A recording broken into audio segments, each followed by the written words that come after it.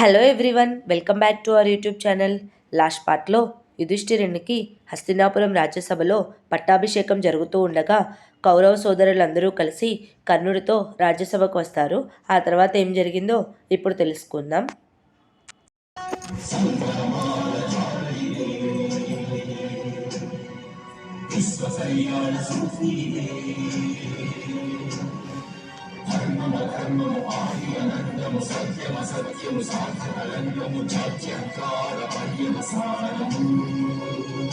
శక్తిదే భక్తిదే జీవన్ ముక్తికి మార్గమిదే పంచమ వేద సారం మహాభారతం కృష్ణుడు చూపిన లీల ఇది జీవన వేద మార్గమిది గీత జనించిన క్షేత్రమే మహాభారతం. ధర్మరాజు యువరాజు పట్టాభిషేకానికి అన్నీ సిద్ధం చేస్తూ ఉండగా కౌరవులందరూ కలిసి కర్ణుడితో రాజ్యసభలోకి వస్తారు. అప్పుడు సభలో వారందరూ దుర్యోధనుడు ఏమి చేస్తాడో అని చూస్తూ ఉండగా దుర్యోధనుడు తన సోదరులతో కలిసి ధర్మరాజు ఎదురుగా వెళ్ళి నుంచుంటాడు. అప్పుడు ధర్మరాజు దగ్గరికి తన నలుగురు సోదరులు కూడా వచ్చి నుంచుంటారు. ఆ తర్వాత దుర్యోధనుడు తన కథను తీసుకువెళ్ళి ధర్మరాజు కాళ్ళ దగ్గర ఉంచి, అన్నయ్య, చెట్లు వాయుదేవుడి ముందు తల వంచితే చెట్లకేమీ అవమానం కాదు, అలాగే సముద్రపు అలల దగ్గర ఎదురుగా నౌక వెళ్తే నౌకకు కూడా ఏమీ అవమానం జరగదు. అదేవిధంగా నా ఆయుధాన్ని మీ కాళ్ళ దగ్గర పెడితే నాకు ఏ అవమానం జరగదు. మీకు యువరాజుగా పట్టాభిషేకం చేయడం నాకు మా సోదరులకి ఆనందమే అని అంటాడు.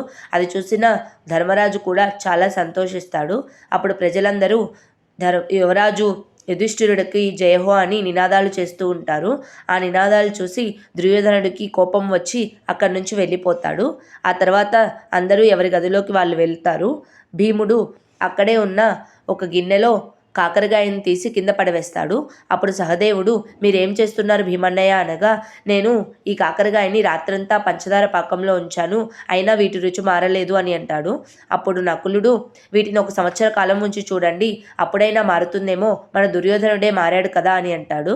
ఆ తర్వాత భీముడు, సంవత్సరం కాదు కదా, యుగాంతమంతా ఉంచినా కానీ వాటి రుచి మారదు, ఎందుకంటే కాకరకాయ అస్తిత్వమే చేదు కాబట్టి అని అంటాడు. అప్పుడు ధర్మరాజు, నువ్వు మంచిని చూడు భీమా, మీరందరూ కూడా మంచిని చూడడం నేర్చుకోండి, మన హృదయంలో ధర్మాన్ని నిలపలేనంత బలహీనమైనదైతే కాదు అని అంటాడు. ఆ తర్వాత శకుని దుర్యోధనుడు కలిసి పాచికలాడుతూ ఉంటాడు. అప్పుడు దుర్యోధనుడు, నా హృదయం ఏమంత బలహీనమైనది కాదు, దానిలో ధర్మం నిలుపుకోవడానికి అని అంటాడు. అదే సమయంలో గాంధారి వచ్చి, నువ్వు అలా మాట్లాడొద్దు దుర్యోధన, నువ్వు ఎప్పుడూ అధర్మ మార్గంలో నడవకూడదు అని అంటుంది. దానికి దుర్యోధనుడు, ధర్మం అంటే ఏమిటమ్మా, ధర్మము కేవలం బలహీనులకి అసమర్థులకు మాత్రమే సంతోషాన్ని కలిగిస్తుంది. నేను ధర్మం గురించి చాలా నేర్చుకున్నాను, కానీ నా ధర్మం ఏమిటంటే హస్తినాపురం సింహాసనాన్ని కైవసం చేసుకోవడమే. అది ధర్మ మార్గంలో వెళ్తే జరగదు, కనుక నన్ను క్షమించండి మాత, నేను ధర్మ మార్గంలోనే నడవను, అధర్మ మార్గంలో వెళ్ళి నా కోరికలనే తీర్చుకుంటాను అని అంటాడు. ఆ తర్వాత భీష్ముడు గంగానది దగ్గరకు వెళ్ళి సూర్య నమస్కారాలు చేసి, అమ్మ, ఈ రోజుతో నా ఉత్తరాయణ పుణ్యకాలం పూర్తయిపోయింది అని అంటాడు. అప్పుడు గంగాదేవి ప్రత్యక్షమై, ఉత్తరాయణ పుణ్యకాలం అంటే ఏమిటి భీష్మ అని అడుగుతుంది.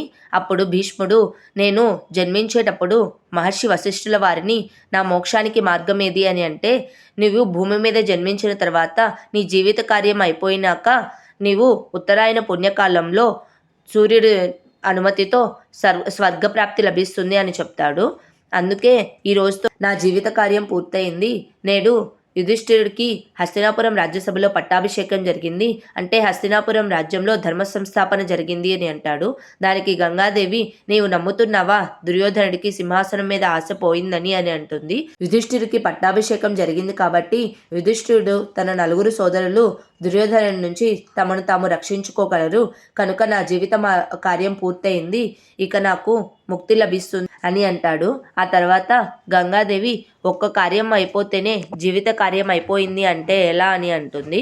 అన్ని బంధాల నుంచి విముక్తుడైన తర్వాతే ఎవరికైనా ముక్తి లభిస్తుంది అని అంటుంది. దానికి భీష్ముడు, నాకు ఏ బంధాలు లేవు, కేవలం నా కర్తవ్యం మాత్రమే నిర్వహించాను అని అంటాడు.